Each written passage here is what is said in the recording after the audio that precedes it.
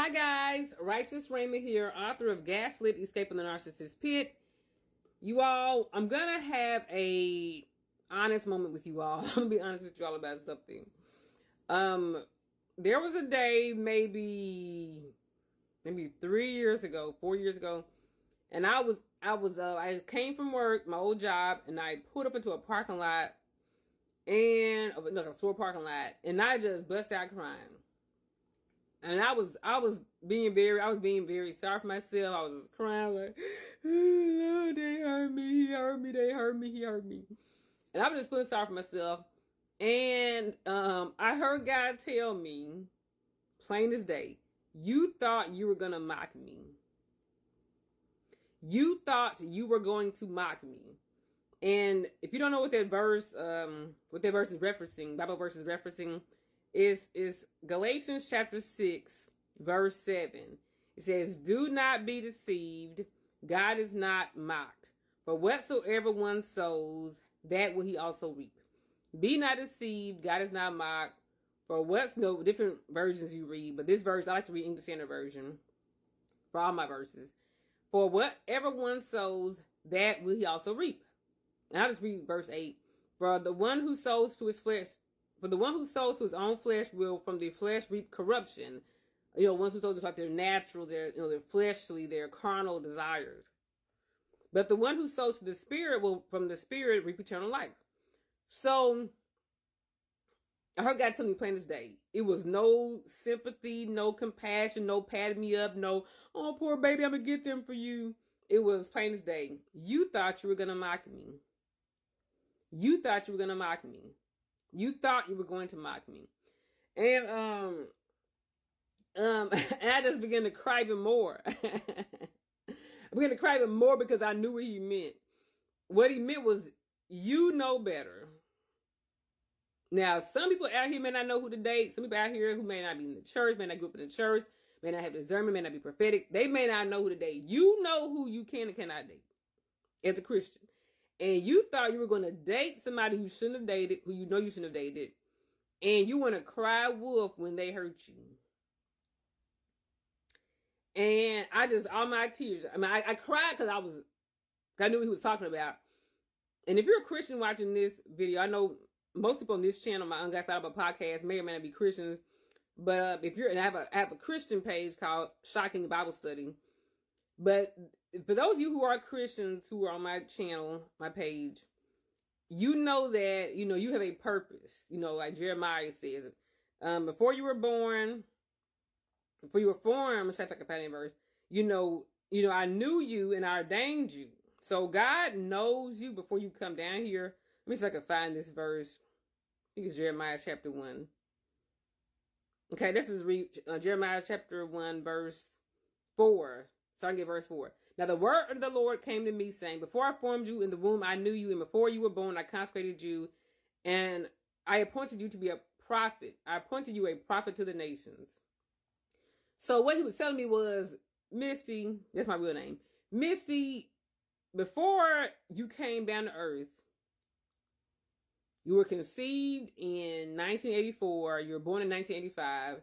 Before you even came down here, I knew you. And you knew me too. And before I formed you in 1984 and finished forming you in 1985, I knew you, and before you were born, I consecrated you. Before you came out, July 15, 1985, I already consecrated you. You were consecrated to be, a prophet, a prophetess. And you are a preacher, a minister, elder, whatever you're going to be. And you knew you were not down here to play these games for these people. And you thought you could date whoever you want to date and do whatever you want to do. And you thought I was going to support you in not doing what you're supposed to do. You thought I was going to support you and you just running whatever that word is, rampant, roughshod around the earth, doing what you want to do, dating who you want to date. People that you were dating, you weren't supposed to be dating them, and you knew it. They weren't even Christians. They weren't even believers. They weren't even people that could date. They ain't people that would support your calling, your purpose, your anointing, and you were going to just try to play me. You were going to date these people, do ungodly things with them, and then when they hurt you, you was going to come cry to me. And you want me to get them. Like, get them, God. Sick them, God. Get them. And he was like, you thought you were going to mock me. And I just began to cry, and I began to remember, like, I really am here on purpose. I'm not here to play games. I'm not here to play around with these people. I'm supposed to lead these people to Christ, help these people, shine the light of God to these people. And how it relates to my book here, you all, I ain't gonna lie to y'all. I ain't gonna hold y'all. I got less than 5 minutes left. Some people that I dated, I knew as a Christian I shouldn't have been dating them. Some people I was dating, entertaining, messing with, I knew I wasn't supposed to be with them. I knew that. I knew they were not in God's will for my life. And I thought I was going to date them anyway. And I was going to convince God someday to make it work. I was going to get with these random people. And because I'm God's daughter, he loves me. I'm daddy's girl. I'm God's girl. He's going to honor my choices and make these people be who I wanted them to be. And that's what some of you all thought. You thought, okay, yeah, he's a whole narcissist. He's a whole narcissist. He's evil. He's wicked. He's toxic. But I'm going to, because I really like him and I think he's really cute. He's a great personality. Well, kind of great personality. I'm going to date them. And then I'm going to seduce them in my own way. Whatever that looks like, whatever that means. And then I'm going to make, through prayer and fasting, I'm going to make God make them who I want them to be. And if they don't do what I want them to do, then I'll just cry and say, God, get them. And you all, and that's kind of like what some of us have been doing. And I mentioned in my book, I do touch on that in my book. You all, the people that we meet, they have every right to be who they want to be. That's why God gave Adam and Eve the choice to eat from he told them not to do it, but he let them do it. He didn't say, don't eat from this tree that I was good and evil, and then prevent them from getting to it. He gave them total free access to this tree. He said, don't do it. When they did it, then the punishment came. But he gave them the right to disobey. And you all, we have to give people the right to be who they want to be. The people that you're wanting to be with, want to date, want to marry, that are narcissists, that are toxic, they have a right to be evil. They have a right to not want to be with you. They have a right to not be with you. Your only choice is submit to God's will. That's your job.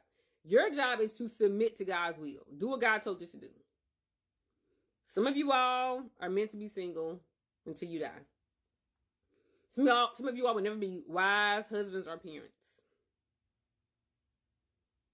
Then you be called to do God's will. You may lead thousands, millions, hundreds, dozens to Christ. You can do that. That's what you were ordained to do. Some of you all. But some of y'all will not get married. And so some of y'all know that or trying to fight that. Some of y'all have an idea. And you say, you know what? I don't want to be single. So I'm going to mock God. Let's go back to the God mocker part. I'm going to mock God. I'm going to go behind his back, go against his will, and I'm going to find me a husband that God told me not to have. Then I'm going to make God make him marry me and make him be good to me and not be narcissistically abusive to me. Perfect. You thought you were going to mock God. Now, before you thought you were going to mock God, you were deceived. He said, be not deceived, God is not mocked. It first requires a level of self-deception to think, I can trick God. I can play God. I can go behind God's back and he wouldn't even notice. You first have to be deceived to think you can mock God and think you're going to sow into flesh, sow into your lust and your flesh and your cravings, and then you're going to reap a beautiful, peaceful, loving, kind, friendly marriage. How can you sow to the flesh and reap spiritual things? It's not going to happen. You have to sow into your spirit and reap things of the spirit. If you sow into the flesh, you're going to reap fleshly, carnal things. What's that?